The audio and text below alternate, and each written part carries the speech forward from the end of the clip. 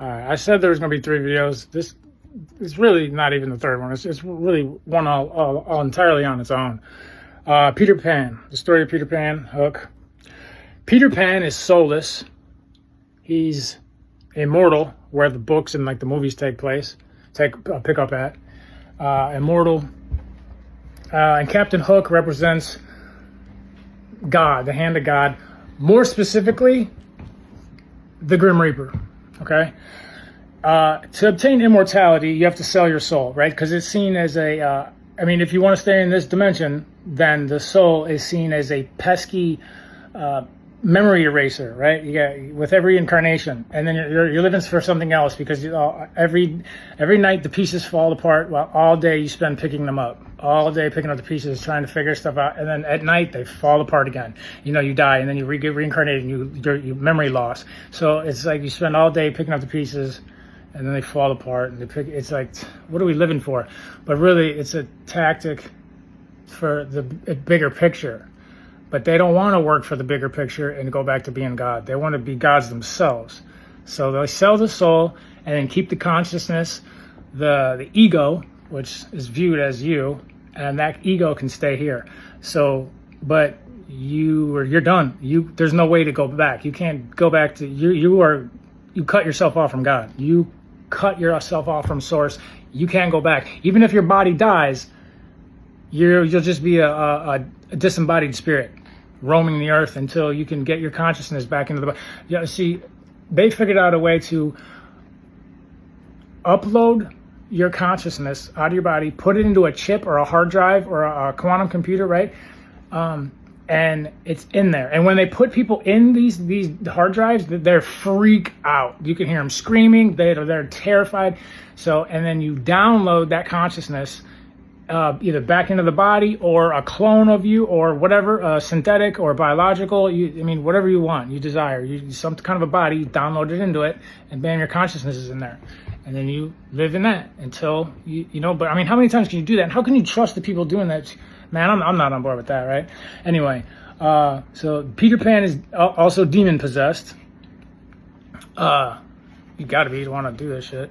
But look at the shadow he had, right? His shadow wouldn't always shadow him. He would be like, tiptoeing, and you'd see a shadow on the wall, and then all of a sudden it would stop and pick something up. It's like his shadow wasn't reacting to it. So that's demon possession, okay? Come on. And then if you remember, Peter Pan was flying outside the kid's window. He had to get permission to enter the window. Or remember Lost Boys with the vampires?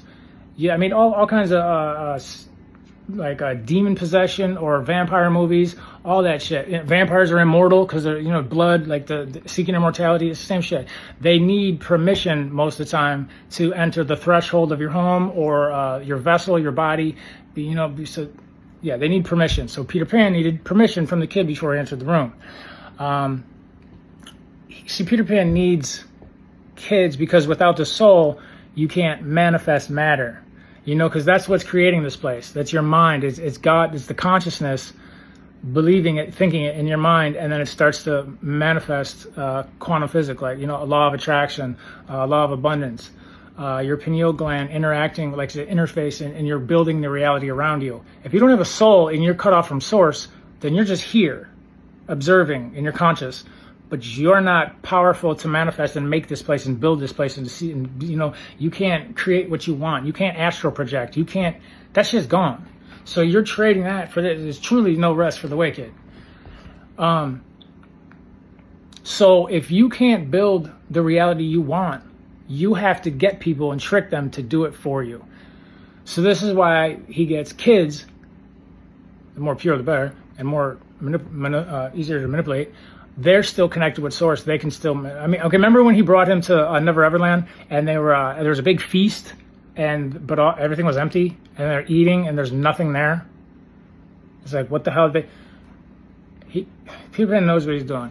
He's getting the kids to pretend it's there, which is believing, which is thought. They're thinking it, and it's thought. And all of a sudden, when the source, God, source, the consciousness, believes it, it comes to be and manifests. And then they all feast and have all this food for free, because he just got the kids to do it. There's a thing with pixie dust too, but we'll skip that one for right now. So okay, remember the Hollywood? No, okay, skip that one too. Let's make this simple. What do I want to touch on? We'll skip that too. Okay, we'll go to Hook. Okay, Hook represents the hand of God and also the Grim Reaper. So you see, they're always on the run from the Grim Reaper. If you notice, they're always running from Hook, running from Captain Hook, because there's the Grim Reaper. They're trying to become immortal, so they're on the run from the clock, right? From time running out. So they're running from death, and death is chasing them.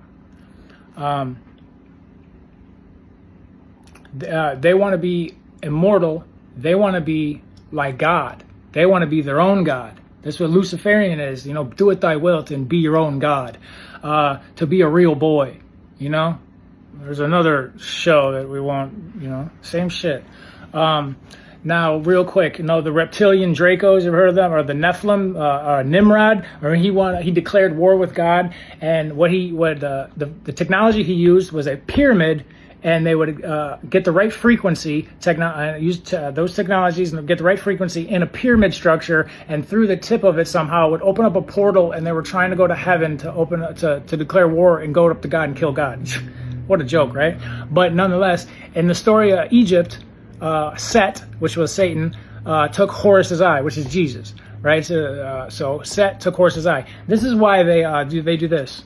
They're like, it's like mocking, like haha, like dancing on the backs of the bruised, like ha ha ha, like they're mocking Jesus, mocking Horus for taking his eye. This is why they say bullseye. This is why, okay, the back of the dollar bill is a pyramid with an eye above it. There's the pyramid technology, and then with the technology to change frequencies, to go to the 9th dimension, go to the 12th dimension. I'm sorry, the 12th dimension, and try to kill God and take his eye, like whatever. But in the story of Captain Hook. Remember, how did he get that hook on his hand? A crocodile ate it. A reptilian. So a reptilian took Nimrod, a Nephilim, a reptilian Draco took Horus's eye, or Captain Hook's sakes, a crocodile, a reptilian, took the Grim Reaper's hand, which is God. God and the Grim Reaper is the same shit. If it's God's plan and his natural order of things, your time to go, your time's to go. But basically, they come up with another entity for God, saying your time's up, and it's the death. You know, like there's a God of water, there's a God of this. So the God of death, it's just God, but he puts on a black cloth, and it's technically the Grim Reaper. It's just God. He's just coming to collect, right? They just make it a separate entity. So. On one hand, I said this already, but on one hand he's the hand of God, on the other hand he's the Grim Reaper.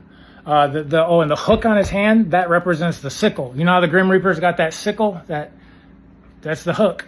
He's just a little one. It's a little goofy one. A little goofy one. And this is why Hook hated Peter so much. Remember in the movie, he hated Peter. He hated him with a passion. He hated him. It's because Peter is, of course, death is going to hate somebody that's immortal. Because he's going against the natural order of things. He's going against God's plan. Like, that's why he hated him so bad. Remember Hook had clocks? Like, there were clocks everywhere. And he would freak out when they go, dong, dong. And he'd like, ah, and he'd freak out. Well, yeah, because clocks, when your time's up, it strikes fear in the hearts. That's why everybody's on the run from the clock. Nobody wants to die. So when the clocks start ringing, it's like, oh, your time's up. And that's why he's like, no. It's like, somebody's got to die. Get it? All right, I'm done. There's more, but whatever, I'm done.